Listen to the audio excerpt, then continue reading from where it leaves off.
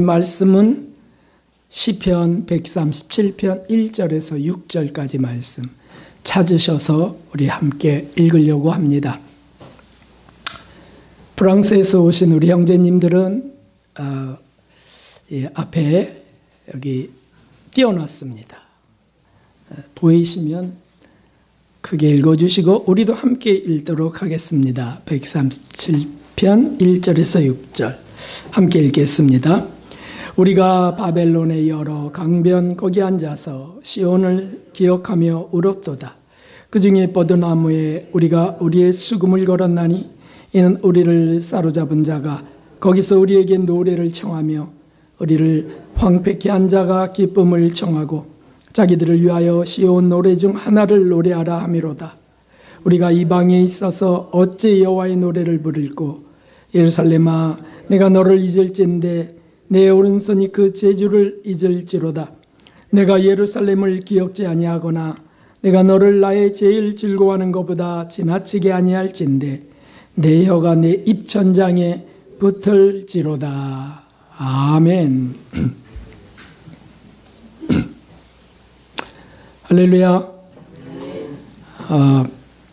오늘 우리는 특별한 예배를 하나님께 드리고 있습니다. 베트남에서 오신 선교 목사님과 그리고 프랑스에서 오신 하나님의 자녀들, 주님의 형제들과 함께 글로벌 예배를 드립니다. 참 놀라운 일입니다. 어떻게 이런 일이 벌어지는지. 우리 여러분들에게 주님의 사랑으로 환영합니다. 이렇게 인사하겠습니다. 주님의 사랑으로 환영합니다.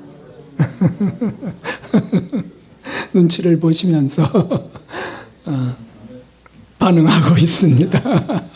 감사합니다.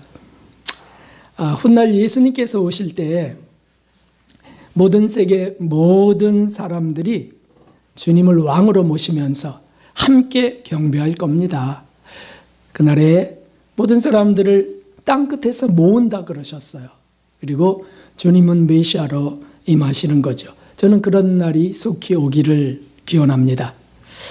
오늘 본문 말씀은 이스라엘 백성들이 바벨론의 포로가 되어서 나라를 잃고 노예로 끌려가 살던 그 슬픔들을 기록하고 있습니다. 그래서 바벨론의 강변으로 나가서 그들이 슬피 울며 예루살렘을 향하고 자신들의 지나온 삶을 돌아보며 회개하는 내용들이죠. 그런데 지배자들, 그 침략자들, 지배자들은 히브리인들에게 너희 노래를 좀 불러봐라. 자기들은 술을 마시면서 유의하는 거죠. 쾌락하는 거예요. 조롱하기도 하고요. 너희 노래를 좀 불러봐라. 즐거워했습니다. 그런데 히브리인들은 그 거룩한 하나님을 향한 찬양을 술자석에 자기들의 흥을 돋도록 하는 그런 노래로 부를 수 없는 겁니다. 그래서 탄식하는 내용이에요. 우리가 어찌 하나님의 노래를 부를까? 그리고 그들은 놀라운 은총을 입었던 선민이었잖아요. 하나님의 백성이었잖아요. 그런데 하나님을 잃어버리고 방탕하게 살았던 것을 후회하면서 회개하는 겁니다. 이 말씀에서 우리가 깊이 주목해야 할 것이 있습니다. 하나님을 정말 만나기 원한다면 하나님이 주시는 복과 은혜를 우리가 누리고 정말 행복하길 원한다면 오늘 말씀에 집중해 주십시오. 먼저는 4절에 보면 이런 말씀이 있습니다. 우리가 이방에 있어서 어찌 여호와의 노래를 부를꼬. 그 뜻은 뭐냐면 내가 세상에서 지금 나의 신세와 처지가 어떤가 하는 고백이에요. 우리가 정리해보면 이렇게 말할 수 있습니다. 하나님을 떠나면 세상의 노예가 되는 겁니다. 선민이었던 이 히브리인들이 이방 땅에 끌려가서 지금 노예로 비참한 삶을 살고 있는 것을 고백하는 겁니다. 하나님을 떠나면 세상 정욕적인 즐거움이 아무리 있다 할지라도 영혼은 점점 곤고해질 수밖에 없습니다. 돈과 명예가 있다고 또 쾌락이 있다 해도 그리스도인들은 허전함을 느낄 수밖에 없습니다. 하나님의 백성은 하나님을 떠나면 영혼 속의 행복도 사라져버립니다. 그리고는 세상의 노예가 되는 노예가, 심령이 가난해질 수밖에 없는 영혼이 되는 거죠. 누가복음 15장에 보면 예수님께서 말씀하신 당자의 비유가 거기 나옵니다. 그래서 두 아들이 있었는데 그 아버지에게 둘째가 아버지께 받을 유산을 미리 달라 그래서 그걸 받아서 집을 나가서 방탕하게 사는 겁니다. 그런데 어떻게 되겠습니까? 하나님을 떠났으니, 아버지를 떠났으니 어떻게 되겠냐고요. 그래서 처음에는 즐겁고 자유로워 그렇게 되지만은 결국 가난해질 수밖에 없습니다. 영혼도 그리고 육신도 가난하고 초라해질 수밖에 없어요. 그래서 무엇이 되냐면 돼지치기가 됩니다. 그리고는 돼지가 먹는 쥐염 열매, 그거를 먹으려고 하지만 그것도 주는 사람이 없어요. 그러니까 굶주리고 결국에는 잘못을 후회하는 그 말씀이 있습니다. 그 둘째 아들은 이런 고백을 합니다. 내가 이제 죽게 되었구나. 하나님과 아버지에게 내가 죄를 지었구나. 비참한 삶이 되는 겁니다. 이것이 바로 세상 노예의 모습입니다. 세상에서 잘 되어도 마찬가지입니다. 아무리 보너스를 받고 직장에 승진해도 하나님을 떠난 영혼은 늘 한 구석, 그 영혼의 가장 깊은 곳이 허전합니다. 곤고합니다. 왜냐하면 우리 영혼은 하나님이 우리를 빚으시고 호흡을 불어넣어 영혼을 만들어 주셨기 때문이에요. 그래서 하나님의 기운으로 사는 존재가 우리 인간의 영혼이라는 거죠. 하나님의 은혜로 살 수밖에 없도록 만들어 놨는데, 그런데 그걸 떠나버리면 어떻게 되겠냐고요. 그래서 사도 요한은 성령의 감동으로 하나님의 말씀, 하나님의 뜻을 분명하게 기록합니다. 그게 요한복음과 요한 1, 2, 3서인데 요한 1서에 이런 말씀이 있습니다. 자, 우리가 먼저 읽고 그 다음에 우리 프랑스 형제들은 그 다음을 읽으려고 합니다. 그래서 우리가 먼저 한번 읽겠습니다. 같이 읽겠습니다. 이 세상이나 세상에 있는 것들을 사랑치 말라. 누구든지 세상을 사랑하면 아버지의 사랑이 그 속에 있지 아니하니. 이는 세상에 있는 모든 것이 육신의 정욕과 안목의 정욕과 이생의 자랑이니 다 아버지께로 쫓아온 것이 아니요 세상으로 쫓아온 것이라. 이제는 우리 프랑스 브라더스가 읽어보세요. 크게 한번 읽어볼까요? Loudly? Yeah.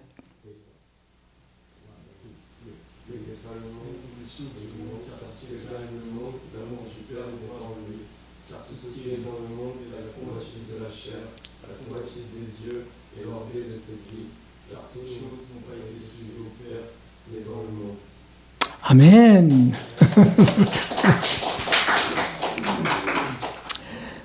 여기 말씀을 보니까 세상이 즐거운 세상인데 세상에서 우리는 참 재밌게 살 수 있는데, 그런데 세상의 정욕적인 것들, 그런 것들을 경계하는 말씀입니다. 그래서 육신의 정욕, 안목의 정욕, 이생의 자랑, 이런 것들은 하나님께로부터 온 것이 아니다. 세상으로 쫓아온 것이다. 그러므로 그것을 사랑하지 말라. 이렇게 말씀을 하십니다. 그리스도인이라 할지라도 하나님을 떠나면, 예수님을 떠나면 세상의 노예가 된다는 겁니다. 정욕의 노예가 된다는 거예요. 그래서 나는 재밌어, 아주 즐거워 라고 하지만 영혼은 늘 곤고하고 영혼은 늘 메마르고 만족함을 느낄 수 없다는 말씀이에요. 세상 정욕과 세상 자랑으로 아무리 즐거워도 영혼은 불행해집니다. 저와 여러분은 아니요, 하나님과 함께함으로, 하나님께 나아감으로 행복하셔야 되겠습니다. 두 번째는 1절의 말씀이 있습니다. 1절에 보니까 우리가 바벨론 여러 강변에 앉아서 시온을 기억하며 울었도다 하는 말씀이 있습니다. 이것은 뭐냐면 이런 영혼에게 주시는 그리움이 있다는 거예요. 그리움을 주신다는 거예요. 시온을 그리워했던 그 히브리 그 민족들, 어떻게 그리움이 일어납니까? 하나님의 자비로 주어지는 겁니다. 아까 말한 누가복음 15장에 탕자의 비유에서 둘째 아들에게도 그런 그리움이 주어집니다. 그래서 그는 이렇게 고백합니다. 이에 스스로 돌이켜 가로되 내 아버지에게는 양식이 풍족한 품꾼이 얼마나 많은고 나는 여기서 줄여 죽는구나.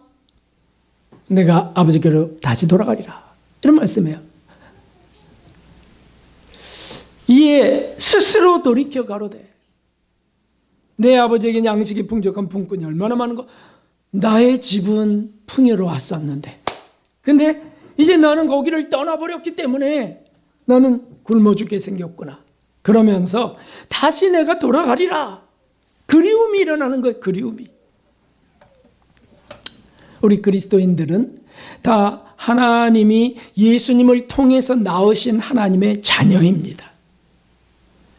저와 여러분이 하나님의 자녀요, 하나님이 우리 아버지인 것을 우리가 믿어야 됩니다. 할렐루야. 그래서 우리는 우리 고향이 어디냐? 어디? 하나님의 자녀인 지율이. 지율아, 하나님의 자녀인 지율이 고향이 어딘가요? 저는 안양이요. 그거는 지율이의 아빠, 엄마가 널 낳은 곳이지. 하나님의 자녀는, 하나님이 자녀들은 그 고향이 어디냐면 하나님 계신 곳이에요. 천국이요? 그렇습니다. 천국이에요. 천국. 하나님의 자녀들은 그러므로 천국에 대한 향수를 갖게 하시는 거예요. 그래서 하나님과 함께했던 그 행복, 그 사랑들을 자꾸 떠올리게 하세요.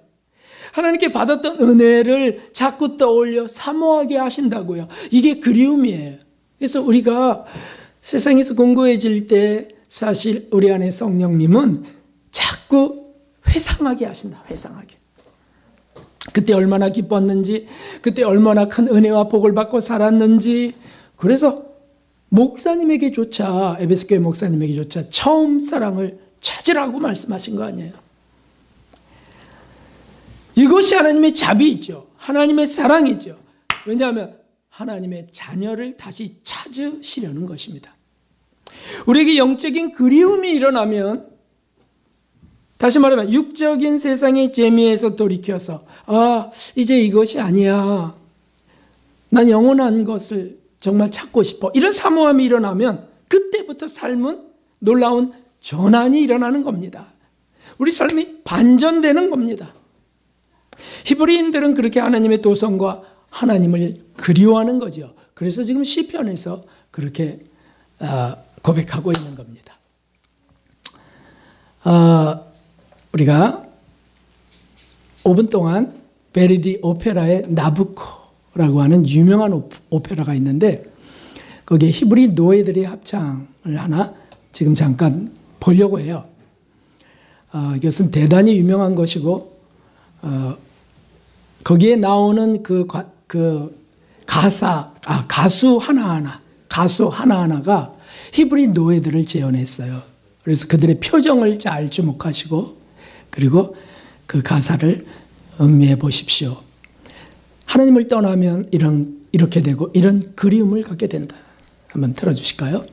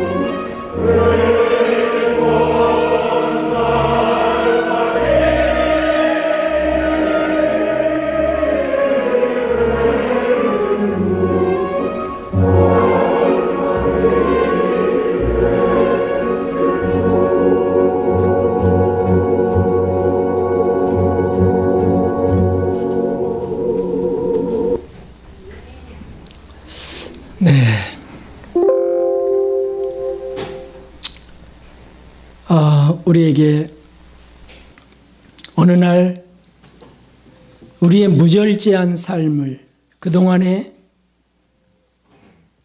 방임의 삶을 우리가 지루해지게 될 때, 그리고 후회스러워질 때, 뭔지 모르는 그리움이 뒤따라올 때, 그때는 하나님의 콜링이에요. 이성 간의 그리움 같은 거 말고, 가족의 그리움 그런 것도 말고, 뭔지 모르는 그리움이 일어날 때가 있습니다. 부부간에도 일어날 때가 있습니다. 나는 지금 부족함이 없는데도 내게 이것이 뭐지? 그래서 훌쩍 여행을 떠나지만 목적 없는 순례자 같은 여행일 뿐입니다. 그것이 바로 하나님이 부르시는 사인이라는 거예요. 그것은 우리 속에 들어오신 성령님의 탄식으로 일어나는 거예요. 하나님의 자비로 일어나는 겁니다. 성경 구절을 한번 우리 같이 읽어보겠습니다. 성령도 우리 연약함을 도우시나니 우리가 마땅히 빌 바를 알지 못하나 오직 성령이 말할 수 없는 탄식으로 우리를 위하여 친히 간구하시느니라. 아멘. 로마서 8장 26절의 말씀이세요. 우리가 기도할 때 기도를 어떻게 해야 될지 모를 때에도 성령은 우리 대신 기도해 주시기도 하지만 그리움이 일어나게 하시는 분이 그분이시라는 거예요. 하나님의 자녀가 하나님과 함께 살아야 되는데 하나님을 떠나 살고 건고해질 때, 그럴 때 성령은 탄식하신다. 그때 즉시 일어나서 하나님께로 나아가야 됩니다. 우리를 살리려는 하나님의 사랑에 우리가 들어가야 되는 거잖아요. 집으로 돌아가야 되잖아요. 이것을 거부하면 시간이 점점 늦어지고 그리고 심지어 돌이킬 수 없는 불행한 자가 될 수 있습니다. 하나님은 끊임없이 우리에게 호소하십니다. 사랑으로 우리를 부르십니다. 내게로 오라, 내게로 오라고 부르세요. 구약에 여러 번 말씀하세요. 그 중에 두 구절을 한번 찾아보았습니다. 우리 함께 읽어봅시다. 너희는 여호와를 만날 만한 때에 찾으라. 가까이 계실 때 그를 부르라. 악인은 그 길을, 불의한 자는 그 생각을 버리고 여호와께로 돌아오라. 그러면 그가 긍휼히 여기시리라. 우리 하나님께로 나아오라. 그가 널리 용서하시리라. 아멘. 하나님께로. 은혜 안으로, 진리 안으로. 스가랴서 1장 3절 읽어보겠습니다. 그러므로 너는 우리에게 고하기를 만군의 여호와께서 이처럼 이르시되 너희는 내게로 돌아오라. 나 만군의 여호와의 말이니라. 그러면 내가 너희에게로 돌아가리라. 나 만군의 여호와의 말이니라. 아멘. 이 하나님의 부르심을 느끼고 반응하는 이는 참으로 복됩니다. 저는 사정을 잘 모르지만 오늘 함께한 우리 프랑스 청년들이 있습니다. 하나님이 매우 기뻐하시며 부르시는 것이 아니겠어요? 어떻게 길 가다가 만나서, 비행기 속에서 만나서 어떻게 이 교회 예배까지 이렇게 나올 수 있겠습니까? 참, 이것이 어떻게 우연이겠습니까? 이런 부르심에 반응하는 이들, 그들은 하나님을 만나게 되는 겁니다. 그래서 저 베트남 선교 목사님이나 저나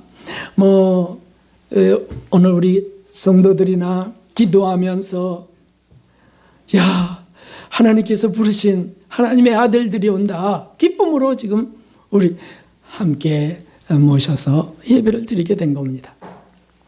이 결정적 구절을 읽어봅시다. 나를 사랑하는 자들이 나의 사랑을 입으며 나를 간절히 찾는 자가 나를 만날 것이니라. 아멘. 사실은 한 번 친구 더해서 세 분이 오기로 했었는데 지금 두 분만 오셨어요. 한 친구는 어떻게 됐는지 모르겠어요. 못 일어났는지. 또 뭐 그렇게 멀리 가서 예배까지 드려야 되나 했는지 모르겠어요.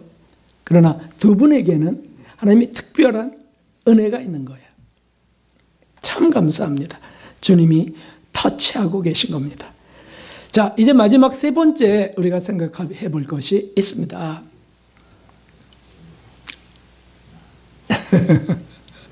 세 번째는 5절 6절에 본문 5절 6절에 말씀하셨어요. 예루살렘아 내가 너를 잊을진대 내 오른손이 그 재주를 잊을지로다. 그리고 예루살렘을 내가 기록하지 아니한다면 하고 탄식합니다. 이것은 뭐냐면 이제 돌이켜서 하나님의 부르심 거기에 참여하는 자, 하나님의 사랑에 참여하는 자는 회개하는 자다. 회개의 시작이다. 말씀드릴 수 있습니다. 사실 성령의 감동으로 회개는 일어납니다. 그래서 과거에 내가 하나님과 함께 살았었는데, 내가 예수님의 은혜 속에 살았었는데 라든지, 또는 나는 이렇게 정말 행복한 적이 있었는데, 근데 뭐 물질적 행복이 아니에요. 영적인 행복, 마음의 행복. 그런데 내가 왜 이렇게 됐지? 라고 하면서 그리움이 일고 하나님이 부르시는 사인을 받게 될 때 자연스럽게 일어나는 것은 우리 속에 그동안의 죄악에 대한 회개라는 것이에요. 회개.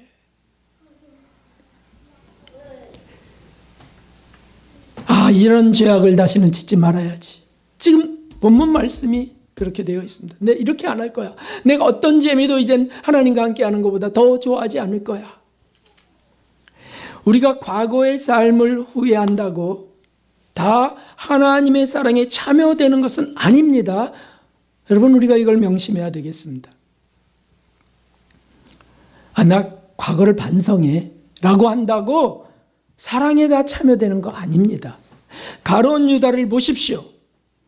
주님 판 것을 반성하고 후회했어도 그는 자살로 생을 마감합니다. 반성한다고 되는 게 아니에요. 여러분들이 아는 천재 사상가 니체, 그도 신은 죽었다 이렇게 외치면서 하나님께 반항하고 저항하다가 곤고한 삶의 끝을 자살로 마감합니다. 반성은 했다고요. 반성은 했어. 내가 이렇게 살면 안 되는데. 그런데 하나님께 돌아갈 수가 없어요. 왜요? 사단이 잡고 있고요. 자존심이 잡고 있고요. 성령의 감동이 사라져버렸기 때문이에요. 그래서 그리움은 있지만 하나님께로 돌아가지 못하는 불쌍한 영혼인 거죠. 여러분, 우리가 그리움이 일어났는데 어떤 거룩한 어떤 사모함 같은 게 일어나는데 세상으로 자꾸 나가면 한 번, 두 번, 세 번 하다가 감동조차 없어져 버립니다. 그러면 정말 불행한 사람이 되는 거죠. 하나님 부르실 때 반대로 간다면 어떻게 되겠어요? 아니죠. 하나님이 부르시면 반응해야 돼요. 자꾸 그 앞으로 나아가야 되죠. 그래서 1장 4절에 이런 말씀이 있습니다. 함께 읽어보겠습니다. 너희 열조를 본받지 말라.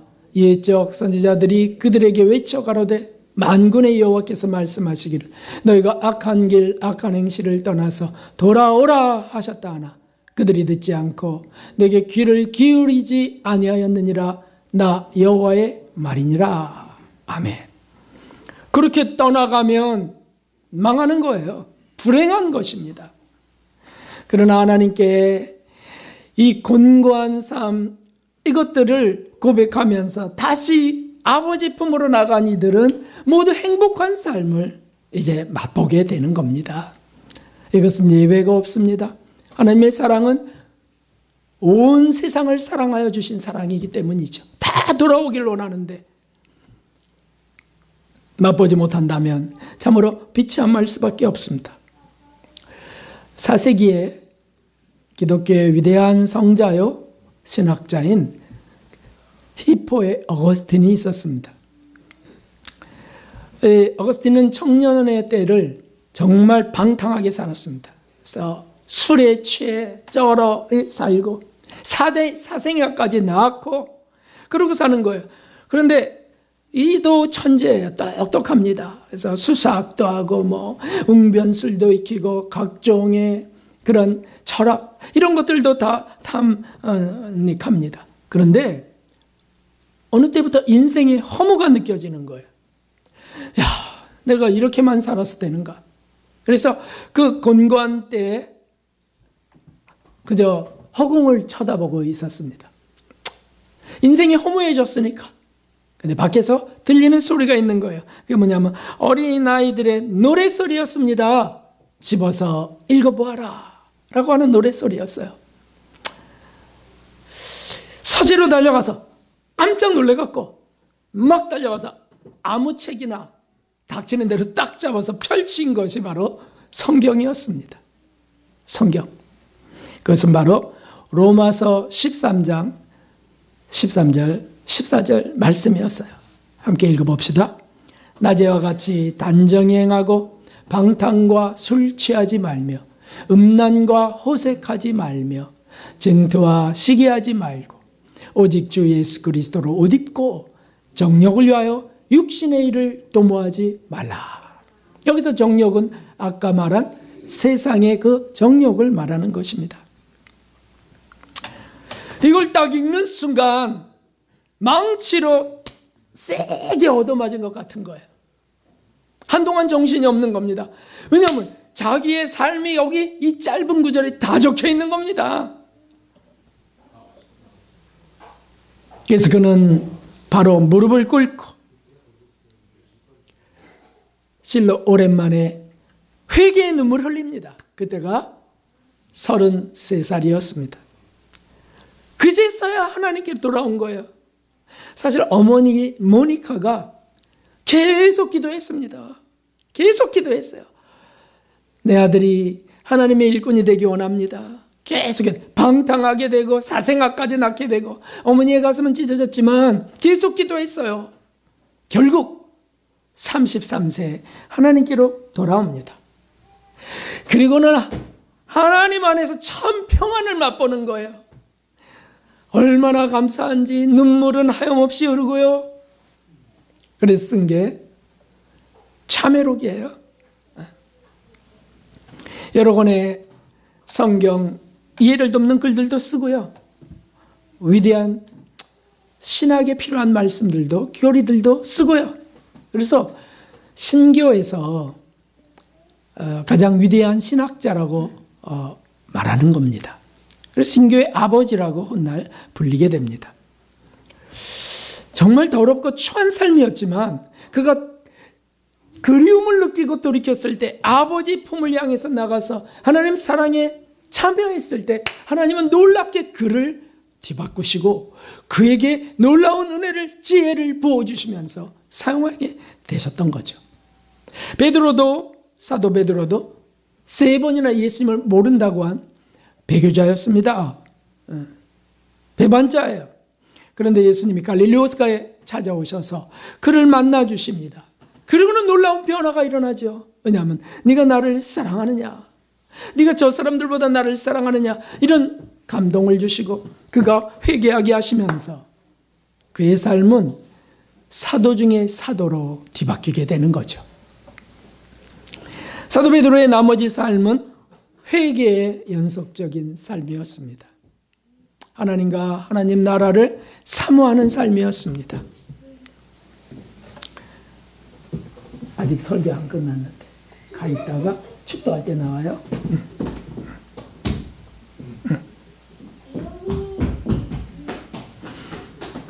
사도 베드로가 이제 그 말년에 쓰신 베드로후서 말씀이 있습니다. 우리가 이걸 읽으면 이제 마치려고 합니다. 자, 함께 읽어봅시다. 하나님의 날이 임하기를 바라보고 간절히 사모하라.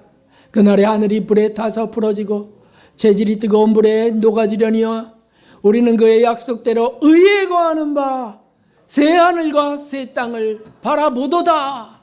아멘. 사도 베드로의 놀라운 변화, 그리고 하나님께서는 그에게 성경도 쓰게 하시고 교회 반석이 되게 리더가 되게 하십니다. 이끌어 가시는 겁니다.